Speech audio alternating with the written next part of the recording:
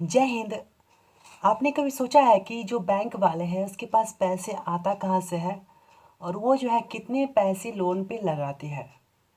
तो चलिए आज के वीडियो में आपके इन्हीं सवालों का जवाब मिलेगा। ये जो पार्ट है ये इन्फ्लेशन का यानी कि महंगाई का तीसरा पार्ट है। अगर आपने पहला पार्ट नहीं देखा है तो देख लीजिएगा, आपको डिस्क्रिप्शन में लिंक मिल जाएगा। ओके, तो चलिए इसके बारे में जानने से पहले हमें जानना होगा आरबीआई के बारे में। आरबीआई के बारे में, आरबीआई आपको पता होगा रिजर्व बैंक ऑफ आरबीआई जो है जिसकी फॉर्मेशन जो हुई थी, इसकी स्थापना हुई थी 1934 एक्ट के तहत हुई थी 1935 में। ओके, सारे बैंक जो है सारे बैंक को कंट्रोल कौन करता है तो वो आरबीआई करता है, इसलिए हम आरबीआई से स्टार्ट करते हैं ताकि पता चल जाएगा। ओके, और इसकी जो नेशनलाइज हुआ था वो 1949 में हुआ था। और इसके जो अभी अध्यक्ष हैं, अभी अध्यक्ष कौन है इसके, वो है शक्तिकांत दास। कौन है? शक्तिकांत शक्तिकांत दास है, जो कि अभी आरबीआई के अध्यक्ष है अभी प्रेजेंट में। ओके, तो जितने भी बैंक है उसको कंट्रोल कौन करता है? उसको कंट्रोल आरबीआई करता है। तो आरबीआई के अंदर कई सारे बैंक्स आते हैं, जैसे कि आप कोई भी बैंक्स ले लो, जैसे कि एसबीआई ले लो या फिर पीएनबी ले लो। ओके, या फिर आप ले लो यूको बैंक ले लो। तो ये सब जो बैंक है वो एस आरबीआई के अंदर आता है। ओके, तो ये सब बैंक के पास पैसे आता कहाँ से? जब भी आप बैंक जाते होंगे तो आप जब पैसे निकालते होंगे तो आपको यहाँ से पैसे मिल जाता है। लेकिन आपने कभी सोचा है कि इसके पास पैसे आता कहाँ से है? तो जो नॉर्मल बैंक्स होते हैं, यानी कि जैसे एसबीआई या फिर पीएनबी या फिर यूको बैंक या फिर कोई भी बैंक हो गया, उसके अंदर जो पैसे आता है वो दो तरीके से आता है। पहला तो आता है कस्टमर से। कस्टमर जो कि डिपॉजिट करते हैं, जो कि कस्टमर जो कि पैसे डिपॉजिट करते हैं, आपने देखा होगा कि कोई आदमी उस पर पैसे जमा भी करते हैं, कोई निकालते भी, जो जमा करते हैं उससे भी आता है। दूसरा आता है लोन लेती है, ये क्या करती है? लोन लेती है, या फिर उसे कह सकते हो ऋण। ऋण लेती है। ऋण लेती है वो आरबीआई से ऋण लेती है कुछ दिनों के लिए पैसे, और फिर वो पैसे जो है इंटरेस्ट यानी कि ब्याज के साथ आरबीआई को वापस कर देती है। फिर से समझिए कि जो नॉर्मल बैंक्स है वो उसके पास दो तरीके से पैसे आती है। पहला कस्टमर डिपॉजिट, मतलब कि जितना उसमें आदमी कितना उसमें जो है डिपॉजिट किया। आपने देखा होगा जब भी आप बैंक जाते होंगे तो वहाँ पे आप कहीं कहीं पैसे भी जमा करते होंगे, तो जो पैसे जमा करते हो पैसे जाता कहाँ है? तो वो पैसे जो है वो तो पैसे आपको डिजिटल फॉर्म में जो है आपके अकाउंट में जमा हो गया, लेकिन जो पैसे फिजिकली जो था वो पैसे तो वो बैंक में ही रह गया ना। अब उसी पैसे को जो है अगर दूसरे आदमी आता है लेने के लिए, निकालने के लिए, उसके अकाउंट से पैसा काट लिया जाता है और जो पैसा जो वहाँ पे प्रेजेंट में है वो पैसा उसे दिया जाता है। लेकिन कभी कभी क्या होता है कि जमा, कभी कभी ऐसा नहीं है कि जितना निकाल रहे हैं उतना ही जमा भी कर रहे होंगे लोग, तो जमा बहुत कम करते हैं, निकालते ज़्यादा है। तो इसलिए जो इसके पास पैसे कम होते हैं बैंक वाले के पास, तो बैंक वाले क्या करते हैं, आरबीआई से लोन ले लेते हैं, यानी कि ऋण ले लेते हैं कुछ दिनों के लिए, और फिर उसे पैसा दे देते हैं इंटरेस्ट के साथ, उसे जो है पैसा लौटा देते हैं। तो जो आरबीआई से जो नॉर्मल बैंक से वो ऋण तीन तरीके से ले सकते हैं। इसके तीन तरह का रेट लगता है। पहला लगता है रेपो रेट। आरबीआई हो गया, ये हमारा नॉर्मल बैंक हो गया। नॉर्मल बैंक आप समझ में आ गया होगा, नॉर्मल बैंक मतलब एसबीआई, जो भी है बैंक जो कि आरबीआई के अंदर आता है वो हमारा नॉर्मल बैंक हो गया। ओके, ये हमारा आरबीआई हो गया। अब आरबीआई क्या करेगी? आरबीआई लोन देगी किसको? ऋण देगी नॉर्मल बैंक को, क्योंकि नॉर्मल बैंक के पास पैसे होते नहीं है, तो नॉर्मल बैंक क्या करते हैं, आरबीआई से ऋण ले लेते हैं। जब आरबीआई से ऋण लेते हैं तो इसके तीन तरह का रेट इस पे लगता है, ब्याज का रेट लगता है उस पर। तीन तरह का रेट इसमें कौन कौन सा है? पहला होता है हमारा रेपो रेट। क्या होता है? Repo rate. तो पहला रेट जो लगता है वो लगता है रेपो रेट। रेपो रेट क्या होता है? जब जो है नॉर्मल बैंक जब 2 से 14 दिनों तक पैसे लेती है, मतलब 2 से 14 दिनों तक पैसे लेती है नॉर्मल बैंक आरबीआई से, तो उसे जो है आरबीआई को रेपो रेट पे जो है वो ब्याज देना होगा आरबीआई को नॉर्मल बैंक्स के द्वारा। मतलब अगर नॉर्मल बैंक जो है वो आरबीआई से 14 दिनों का तक लोन लेती है, 14 दिनों तक ऋण लेती है और 14 दिनों के बाद उसे लौटा देगी, तो यहाँ पे जो ब्याज लगेगा वो रेपो रेट के हिसाब से लगेगा, रेपो रेट के हिसाब से लगेगा। ओके, दूसरा जो होता है वो होता है एमएसएफ। एमएसएफ जिसे हम कहते हैं marginal statutory funding. MSF short form होता है, इसे हम कहते हैं मार्जिनल स्टेच्यूटरी फंडिंग कहते हैं। ओके, जब नॉर्मल बैंक जो है आरबीआई से लोन लेती है वो 1 दिनों के लिए लेती है। कितने दिनों तक? 1 दिनों के लिए लेती है। जब नॉर्मल बैंक आरबीआई से मात्र 1 दिनों के लिए लोन लेती है तो उसे हम कहते हैं एमएसएफ, मतलब क्या कि MSF के अकॉर्डिंग जो है नॉर्मल बैंक को RBI को ब्याज देना होगा अगर 1 दिनों के लिए लोन लेती है इस तब, ओके। लेकिन अगर क्या नॉर्मल बैंक क्या चाहता है कि बहुत दिनों तक लोन रहे, मतलब कि बहुत समय तक के लिए ये जो है ऋण लेना चाहता है RBI से, तो इसके लिए जो नॉर्मल बैंक को जो पे करना होगा ब्याज, वो करना होगा बैंक रेट के हिसाब से, ओके। बैंक रेट के हिसाब से, बैंक रेट के हिसाब से करना होगा, जो ब्याज पे करना होगा बैंक रेट के हिसाब से करना होगा अगर नॉर्मल बैंक जो है बहुत समय के लिए जो है ऋण लेती है RBI से तब। अब क्या क्या होता है कि जैसे कि RBI से लोन तो ये नॉर्मल बैंक तो ले लिया, क्योंकि नॉर्मल बैंक के पास पैसे जमा नहीं किया था जरा कस्टमर, तो इसलिए इसके पास पैसे था नहीं तो ये RBI से ऋण ले लिया। लेकिन क्या हुआ कि कभी कभी क्या होता है, नॉर्मल नॉर्मल बैंक के पास बहुत सारे पैसे होते हैं। कब होते हैं, तो आपने देखा होगा कि शनिवार को, जैसे अब शनिवार को जैसे सैटरडे को जैसे कोई इसमें पैसे जमा किया, तो अब सैटरडे को बहुत कम लोग लेने आते हैं, ओके, बहुत कम लोग लेने आते हैं फिर। और क्या होता है कि फिर संडे को तो बंद ही रहता है बैंक। तो ये क्या करता है नॉर्मल बैंक, क्या करता है, ये भी बहुत चालाक है। ये क्या करता है कि एक दिन देखा कि एक दिन तो बीच में गैप है, तो एक दिन में कोई पैसा लेने आएगा नहीं, तो ये क्या करता है कि 1 दिनों के लिए जो ऋण जो है ये RBI को उल्टे दे देती है। मतलब नॉर्मल बैंक जो है उल्टे RBI को ऋण दे देती है। हालांकि इस ऋण का RBI को कोई ज़रूरत नहीं है, लेकिन RBI क्या करता है, RBI मतलब एक भला सा आदमी है, वो चाहता है कि अब भले दूसरा का भला हो जाए, भले मेरा ना हो, तो वो क्या करता है कि इसका ऋण ले लेता है, जबकि RBI को इस ऋण की कोई ज़रूरत नहीं है, क्योंकि RBI तो खुद इसका हेड है। तो RBI को इस ऋण की कोई ज़रूरत नहीं है, लेकिन नॉर्मल बैंक क्या करता है अपने फ़ायदे के लिए 1 दिनों के लिए जो है RBI को ही ऋण दे देती है।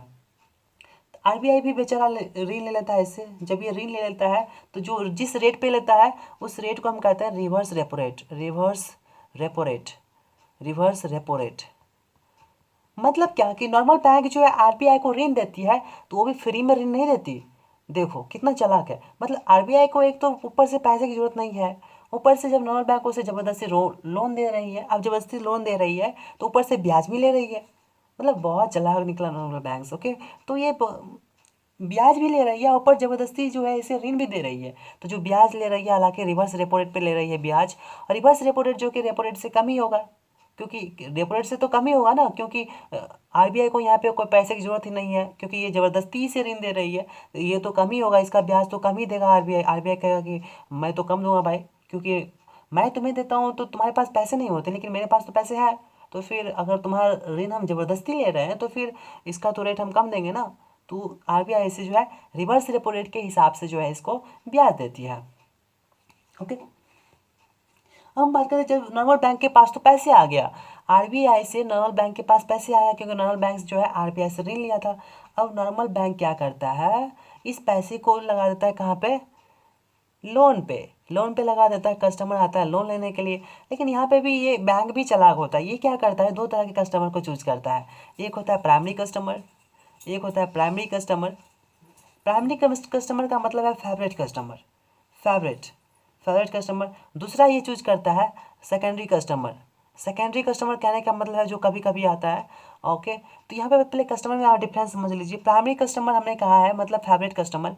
फेवरेट का मतलब क्या हुआ कि ऐसे कस्टमर जो कि बार बार बैंक से आते हैं, बैंक से लोन लेते हैं, फिर लोन को चुका देते हैं, मतलब बिजनेसमैन आप कह सकते हो। और जो सेकेंडरी कस्टमर का मतलब क्या है, सेकेंडरी कस्टमर का मतलब है कि जो कभी कभार बैंक आया, कभी कभार ऋण लिया, ये बिजनेस मतलब कभी कभार करता होगा वरना पता नहीं, ओके। तो ये जो है कभी कभी बैंक जाता है, ये पर डे बैंक जाता है, मतलब इसको जो है पहचानता है। तो इस केस में क्या करता है कि जो नॉर्मल बैंक जो होते हैं, जो फेवरेट कस्टमर होते हैं उसको देते हैं ऋण, जो देते हैं उसको बेस रेट पे देते हैं, बेस रेट पे। जो ब्याज लेता है वो बेस रेट के हिसाब से लेता है। और जो सेकेंडरी कस्टमर से जो ब्याज लेता है वो लेता है PLR पे। PLR को हम कहते हैं primary lending rate, primary lending rate कहते हैं। लेकिन यहाँ पे एक बात समझने वाली है, जो कि PLR होता है, जो यहाँ पे PLR होता है वो ज़्यादा होता है as compare to base rate से। मतलब यहाँ पे आपको समझ में आ गया हो एक बात, अगर आप कभी भी बैंक से लोन नहीं लेते हैं, अगर आप जाते हैं लोन लेने के लिए, तो आपसे वहाँ पे ब्याज जो लिया जाएगा वो ज़्यादा लिया जाएगा। लेकिन जो लोन लेता है, जो बिजनेसमैन है, तो उसको वहाँ पे कम ब्याज लिया जाएगा, ओके। तो यही होता है डिफरेंस कस्टमर में, क्योंकि आप कभी कभार गए लोन लेने के लिए तो आप उसका फेवरेट कस्टमर नहीं हुए, लेकिन जो लोन लेते रहता है, चुकाते रहता है, तो वो उसके लिए फेवरेट कस्टमर हुआ। जो फेवरेट कस्टमर हुआ, उसी फेवरेट कस्टमर को जो लोन मिलता है बैंक से, उसे बेस रेट पे मिलता है। बेस रेट के हिसाब से उसे ब्याज देना पड़ता है। जबकि आप जो है कभी कभार बैंक जाते हो, अब कभी कभार बैंक जाओगे तो ज़रूरी है कि वहाँ पे जो ब्याज होगा ज़्यादा रेट से हिसाब से देना पड़ेगा। तो जो जो जो आपको मिलेगा वो मिलेगा PLR पे, PLR रेट पे मिलेगा आपको। तो PLR रेट जो होता है वो ज़्यादा होता है बेस रेट के हिसाब से, तो इसलिए आपको जो है ज़्यादा ब्याज देना पड़ेगा बैंक को। तो ये होता है डिफरेंस कस्टमर के बीच में। ओके, इसलिए आपने कभी बैंक गया होगा तो आपको पता होगा कि क्यों ज़्यादा मतलब इंटरेस्ट होता है, क्यों कम होता है। ओके, तो यहाँ से आपको पता चलेगा कि कस्टमर के पास तो पैसे आ गए, आप क्या करेगा। कि कस्टमर के पास पैसे आ गए, कस्टमर क्या करेगा, इसके पास कैश हो गया। अब कैश आ गया तो ये जाएगा मार्केट में, कहाँ जाएगा, मार्केट में जाएगा। अब मार्केट में जाके क्या करेगा, डिमांड बढ़ाएगा। डिमांड डिमांड कैसे बढ़ा देगा, अब ये क्या करेगा, अब ये सामान मतलब इसका मन तो भाग जाएगा, इसके पास पैसे है, इसका मन भाग जाएगा, और जो मन से वो खरीदने लगेगा। जो मन से वो खरीदने लगेगा तो इससे क्या होगा, डिमांड बढ़ जाएगा। डिमांड बढ़ेगा तो आपको बताया था कि इन्फ्लेशन के फर्स्ट पार्ट में अगर डिमांड बढ़ता है तो उससे क्या होगा, अगर डिमांड बढ़ेगा तो मतलब क्या होगा, स्टॉक में कम पड़ जाएगी, कोई भी सामान के कम पड़ जाएगी तो उससे क्या होगा, सप्लाई कम हो जाएगा। और सप्लाई कम होगा तो उससे क्या होगा, अगर सप्लाई कम हो गया तो उससे क्या होगा, इन्फ्लेशन बढ़ जाएगा। इन्फ्लेशन बढ़ जाएगा, इन्फ्लेशन जो है वो बढ़ जाएगा, मतलब महंगाई बढ़ जाएगी। तो यहाँ पे सीधे महंगाई को बढ़ा देता है कौन, कस्टमर। कस्टमर के पास पैसे आया, इसके पास कैश हो गया ज़्यादा, अब ये मार्केट में गया, डिमांड को बढ़ा दिया, डिमांड बढ़ा तो यहाँ से इन्फ्लेशन हो गया। इन्फ्लेशन का मतलब महंगाई बढ़ गया। तो इसी महंगाई को कंट्रोल करने के लिए, इस महंगाई के बारे में आरबीआई को पता है। अब आरबीआई को पता ही है कि अगर इसको पैसे देते हैं तो ये क्या करता है कि ये जो बैंक जो है लोन पे लगा देता है, और कस्टमर जो है ये इन्फ्लेशन यहाँ पे कर देता है। और आरबीआई को ये बात भी पता है कि जब कोई कस्टमर जो है बैंक में जाता है तो उसे कहता है कि लिंक फेल है, आज आज नहीं होगा, कल पैसे मिलेगा, इतना बजे के बाद पैसे मिलेगा। तो आरबीआई ये सब बात भी जानता है बैंक के बारे में। कभी आपने देखा होगा कि आप कभी बैंक जाते होंगे तो आपको बोलते होंगे कि लिंक फेल है, ये है वो है। तो ये बात तो आरबीआई को पता है कि बहुत नाटक करता है, और जितने इसके पास पैसे होते हैं वो पैसे लोन पे लगा देता है और ये इंटरेस्ट जमा कर लेता है। तो अब आरबीआई क्या करेगा, आरबीआई जो इन्फ्लेशन को रोकने के लिए एक आइडिया लाया। एक आइडिया ये लाया कि आरबीआई ने नॉर्मल बैंक से ये कहा कि उसमें से जो कुछ जितना पैसे तुम्हारे पास है, जो यहाँ पे आरबीआई हो गया, नॉर्मल बैंक हो गया,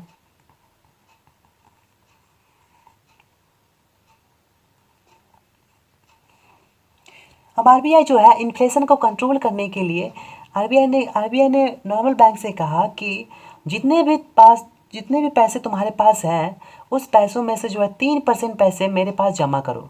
कितना परसेंट, 3% पैसे जो है मेरे पास जमा करो, और ये पैसे हम इस पैसे का हम कोई भी ब्याज नहीं देंगे, ये आरबीआई ने कहा। और ये सिक्योरिटी मनी के फॉर्म में तुम्हें जमा करना होगा मेरे पास। ये होता है सिक्योरिटी मनी, सिक्योरिटी मनी के फॉर्म में जमा करना होगा। तो नॉर्मल बैंक क्या करता है कि सिक्योरिटी मनी के फॉर्म में 3% पैसे जो है वो आरबीआई को जमा कर देता है, जिसे हम कहते हैं कैश रिजर्व रेशियो। क्या कहते हैं इसे, CRR कहते हैं, कैश रिजर्व रेशियो। तो कैश रिजर्व रेशियो कहते हैं जब नॉर्मल बैंक जो है आरबीआई को कुछ परसेंट पैसा जो है वो सिक्योरिटी मनी के फॉर्म में डिपॉजिट करता है, लेकिन इस पैसे का जो है नॉर्मल बैंक का कोई भी ब्याज नहीं मिलता है। ये बात ध्यान रखिएगा। अब आरबीआई तो ये कर दिया, फिर भी इसके पास 97% पैसे बच ही जाता है। तो आरबीआई ने क्या क्या अब आरबीआई क्या किया कि नॉर्मल बैंक से कहा कि तुम अपने पास जो है कम से कम 19 से 20% पैसे अपने पास रखो SLR के फॉर्म में। SLR का फुल नेम जो होता है statutory liquidity ratio, statutory liquidity ratio होता है। ओके, तो जो आरबीआई ने कहा कि एसएलआर के फॉर्म में जो है 19 से 20% पैसे रखो, क्योंकि आरबीआई को पता था कि जो भी कस्टमर बैंक में आता है तो ये कहता है कि लिंक फेल है, ये फेल है, और उसे पैसा मिलता नहीं है। तो ये पैसा जो एसएलआर के फॉर्म में जो रखवाया है आरबीआई, ये रखवाया है कि जब भी कोई कस्टमर तुम्हारे पास आएगा तो तुम जो है एसएलआर को कभी खर्च नहीं करोगे, एसएलआर जो है उसी में से जो है सबको दोगे। कभी भी इसको जो है लोन पे नहीं लगाओगे। तो ये नॉर्मल बैंक को किसने कहा, आरबीआई। अगर ये लोन पे लगाता है तो फिर आरबीआई क्या करेगा, जुर्माना कर देगा इसके ऊपर। ओके, तो नॉर्मल बैंक को जुर्माना भी नहीं भरना है, तो इसलिए क्या करता है वो एसएलआर के फॉर्म में पैसे रख लेता है। फिर भी उसके पास जो भी पैसे बचा, जो नेट एनडीटीएल बचा, एनडीटीएल का मतलब क्या हुआ, एनडीटीएल का मतलब हुआ कि टोटल जो डिपॉजिट हुआ है पैसा इसमें जो बैंक के पास है उसे हम एनडीटीएल कहते हैं। जो नेट एनडीटीएल बचा मतलब जितना जो नेट पैसा बचा उस पैसे को ये क्या करती है, लोन पे लगा देती है। अब लोन पे लगा देगी तो फिर से यहाँ पे जो है कस्टमर लोन लेंगे, फिर से वहाँ पे इन्फ्लेशन हुआ, लेकिन यहाँ पे इन्फ्लेशन कम होगा क्योंकि यहाँ पे कम पैसा है, ज़्यादा रेट है। तो जो अब तक जो आपने देखा रेट के बारे में, जो सारा रेट को हम कहते हैं मॉनेटरी पॉलिसी। जितना भी रेट हमने बताया है उस रेट को हम कहते हैं मॉनेटरी पॉलिसी, सारी को कॉम्बिनेशन को हम कहते हैं मॉनेटरी पॉलिसी। मॉनेटरी पॉलिसी जो होता है इन्फ्लेशन को डायरेक्टली अफेक्ट करती है, इन्फ्लेशन को डायरेक्टली अफेक्ट करती है। मतलब ये इन्वर्सली प्रोपोर्शनल होता है। क्या होता है इन्वर्सली प्रोपोर्शनल, जो मॉनेटरी पॉलिसी होता है, मॉनेटरी पॉलिसी जो होता है वो इन्वर्सली प्रोपोर्शनल इन्फ्लेशन होता है। मतलब अगर मॉनेटरी पॉलिसी बढ़ेगा तो इन्फ्लेशन घटेगा, ये ध्यान रखिए। कैसे? तो मॉनेटरी पॉलिसी बढ़ाने से क्या होगा, मॉनेटरी पॉलिसी बढ़ाने से क्या होगा, मॉनेटरी पॉलिसी बढ़ाने का मतलब है कि जितना भी रेट हमें बताया, repo rate, base rate, bank rate जो भी बताया है वो रेट बढ़ेगा। मतलब रेट बढ़ेगा मतलब इंटरेस्ट बढ़ेगा, इंटरेस्ट बढ़ेगा, इंटरेस्ट बढ़ेगा। इसका मतलब जो है लोन कम लोग लेंगे, लोन कम लोग लेंगे, कम लोग जब लोन लेंगे तो फिर जो डिमांड होगा मार्केट में वो घट जाएगा, डिमांड घटेगा तो इसका मतलब इन्फ्लेशन जो है वो घट जाएगा। तो आपने देख लिया कि जो मॉनेटरी पॉलिसी है वो किस तरीके से जो है इन्फ्लेशन से संबंधित है। तो मॉनेटरी पॉलिसी जो है इन्फ्लेशन से इन्वर्सली प्रोपोर्शनल है, जो है इन्वर्सली प्रोपोर्शनल है। ओके, अगर आपको यहाँ तक कोई भी डाउट है तो आप अपने कमेंट में लिखिए या फिर से जो वीडियो को आप रिपीट करके देख सकते हैं। ओके, अब हम बात करते हैं कि मॉनेटरी पॉलिसी और फिजिकल पॉलिसी में क्या डिफरेंसेस है। आपके मन में ये भी डाउट हो रहा हो कि इन्फ्लेशन को दो तरीके से कंट्रोल करते हैं, एक मॉनेटरी पॉलिसी और एक physical policy. Okay, monetary policy और एक फिजिकल पॉलिसी। हमने अभी आपको बताया मॉनेटरी पॉलिसी में इंटरेस्ट की बात की जाती है, जैसे कि हमने बताया repo rate, reverse repo rate, bank rate, base rate, MSF, जो भी हमने बताया वो रेट पे चर्चा है, मतलब ब्याज पे। यहाँ पे इंटरेस्ट की बात होती है, मतलब बिना इंटरेस्ट का यहाँ पे कुछ नहीं होता। फिजिकल पॉलिसी में हमने बताया था कि इसमें कोई इंटरेस्ट की बात नहीं होती, इसमें टैक्सेस की बात होती है जो कि गवर्नमेंट कंट्रोल करते हैं। ओके, तो यहाँ पे टैक्सेस की बात होती है, इसमें इंटरेस्ट की कोई बातें नहीं होती है। मॉनेटरी पॉलिसी में क्या होता है, मॉनेटरी पॉलिसी को कंट्रोल कौन करता है, तो मॉनेटरी पॉलिसी को कंट्रोल करता है आरबीआई। जबकि जो है फिजिकल पॉलिसी कंट्रोल कौन करता है, गवर्नमेंट करता है। कौन करता है, गवर्नमेंट करता है।